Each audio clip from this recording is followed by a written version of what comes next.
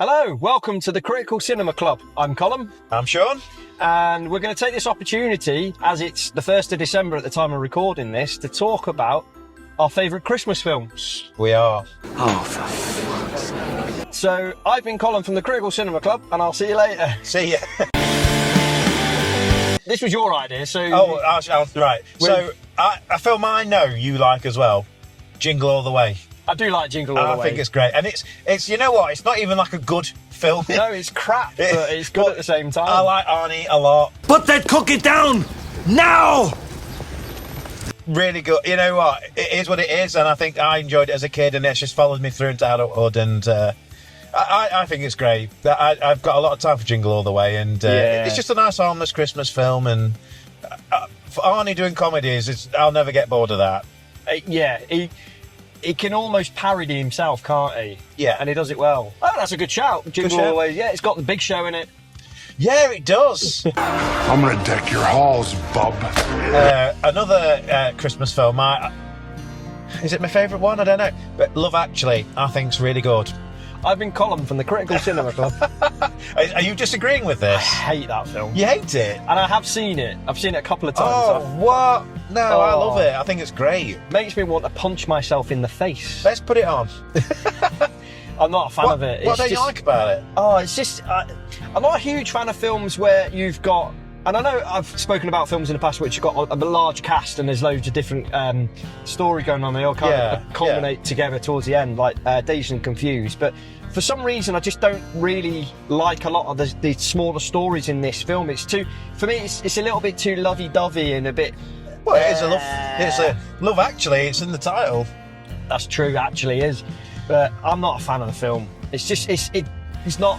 I'm not the target audience. Well, it's a subjective thing, so I can't obviously talk you around because it's not your thing. But for me, I think it's great. I went to Pictures to watch it, actually, when it came out, and I thought it was great then, and I've watched it a few times since, and I still think it's really good, and easily works its way onto my list. Well, the one I'm going to choose here is National Lampoon's Christmas Vacation. Oh, what film? Yeah. That, for me, it's a must-watch every year. Yeah, it's great. Chevy Chase is at his ludicrous best in it, and for me, I think it's as iconic as any Christmas film. Yeah, it's awesome. That's a really good pick, actually, that one. What else can I say about it, other than... Well, it's just a great Christmas. I mean, that's from our childhood, really, I suppose, isn't it? Because I don't know if many people younger than us are going to know about it, but... It's just the fact that he's fantasising over the woman at the lingerie stall. Yeah, his wife is gorgeous. Absolute smoke show, yeah. Yeah. It's like, how greedy can one man be? Yeah, you know? Yeah, how greedy can... The only thing I will say about those National Lampoon films is that the mother and father never change actors, but the kids do. Yeah. And Rusty seems to get younger than the sister, whereas he was the older brother in the earlier one. No, I think it's one of those Christmas films you kind of have to watch every year. Yeah. And the same goes for Home Alone. Home Alone's on my list. Actually, it's a nice segue. So that, again, when I was... 91, did it come out, Home Alone? Yeah. So I was right at that age. I was probably about the same age as Kevin. And that film is Christmas. It is, and we've reviewed it before on the channel. Yeah. But I'm going to segue out of Home Alone ever so slightly into Home Alone 2. Okay. Because I love Home Alone 2. I think I like Home Alone... more than the first one? I think I do. What? Jesus Christ. Home Alone 2's just let me find a lay-by up here real quick, just let you out. Because that is some bullshit. Okay, Mr. Love, actually. But Home Alone... You'll be walking, actually. You can carry on. I remember seeing that one in cinema. I can't remember seeing the first one in cinema. We did see it in the cinema when it came out, but a lot of the beats from the first one are still in the second one, and you could say it's a little bit too much of a copy. It's a formula, isn't it? It's a formula that worked.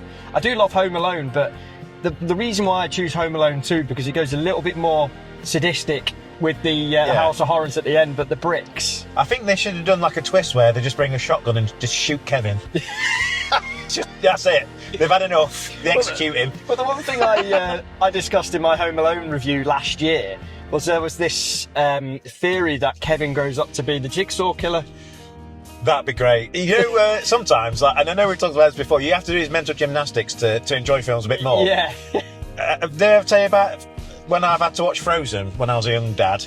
and I treated it as an X-Men Origins movie. Yeah, we talked about that before, haven't we spoke about that on our Guilty Pleasures. Yeah, because they even did a how it should have ended Yeah, on that, where they get recruited, where she gets recruited to join the X-Men. And I think, oh yeah, I can enjoy that now. Headcanon means that Kevin turned out to be the Jigsaw killer. I'm okay with that. And Harry and Marv, like some of the things that Kevin does to them, that like falling down the stairs or the nail through the foot, how do they not end up in hospital? Yeah. What would have happened? Imagine if like the manslaughter if Kevin had killed one of them. I know, yeah, or like one of them's got like brain damage as a result of it. Yeah. Home Alone 3, Kevin's in juvie.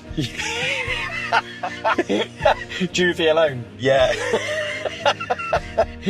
To move along from Home Alone, I know we're kind of cutting through these films quite quickly. Yeah, it's alright then. Is there a rule to your Christmas films? Because I've got 2 films that are set during the Christmas period, but are not specifically. I've got a controversial one as well, so go for it. Die Hard. Yeah, you got to have Die Hard on. Die Hard 2.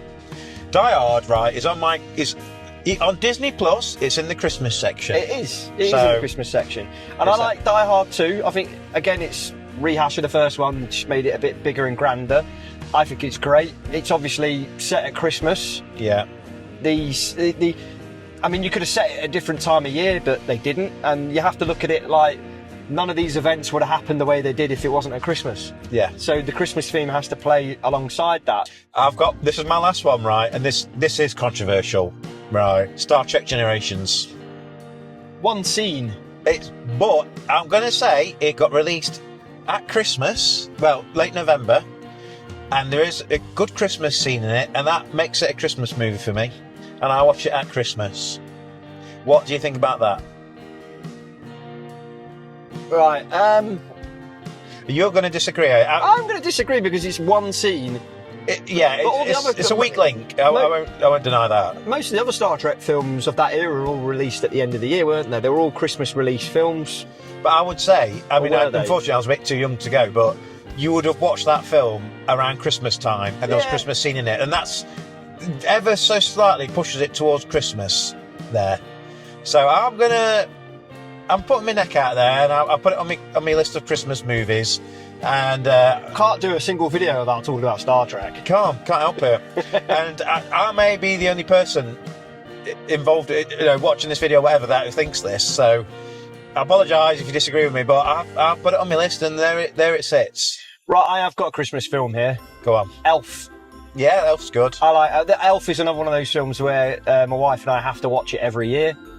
Yeah, and it's the rewatch value of it, I think, holds up really well. It's just Will Ferrell being Will Ferrell, isn't it? Yeah. He plays that character so well, that kind of bonkers, out there kind of character. And Elf for me it's quintessential Christmas in our household. Mm. Have you seen the sequel they've been on about with? He becomes a safety supervisor. It's called Elf and Safety. Have you just made that up? You can drop me off here, actually. I think I would rather walk home. There was an animated film. Do you remember the Snowman, the animated Snowman? No, Walking in the Air. Of course I remember it, yeah. There was like a kind of offshoot from that called The Father Christmas animated film. It was like Grumpy Sod. Yeah. Me and my old brother used to watch it every year. I think my auntie bought it for us on VHS one year. And we absolutely loved it, to the point where we would watch it every year without fail to a certain point in our lives. And it's one of those films I'm gonna put it on for my daughter this year. Yeah, well, the Snowman, it's sort of a childhood memory that stings, because we put it on, and I reckon I was 11 or 12 and got younger sisters and stuff, and I cried. It still chokes me up now a bit. Spoilers, he's melted. I know, yeah. And I remember choking up, and I had to run off, and everyone was laughing.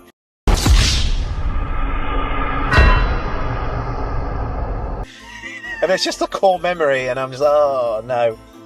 But no, I think that sort of wraps it up for Christmas films for me. I'm sure there's others, but when I hastily wrote this list this morning, these were the films that came to mind for me. So yeah, they're the ones I'd be looking for this year, and I might put one or two of them on. We'll see. But have you got any Christmas films that you'd recommend, or association films that you watch every Christmas without fail, by all means let us know in the comments. And yeah, I think that's where we'll wrap that one up. So my name's Colm. My name's Sean. And we've been the Critical Cinema Club, and thank you very much for watching, and we'll see you in the next video. And happy Christmas, New Year, of course. Yeah, and all that. I hate saying that. So I do as well. I don't know why I did it, so dead cringe, I'm sorry. Merry Christmas, you filthy animals. Goodbye.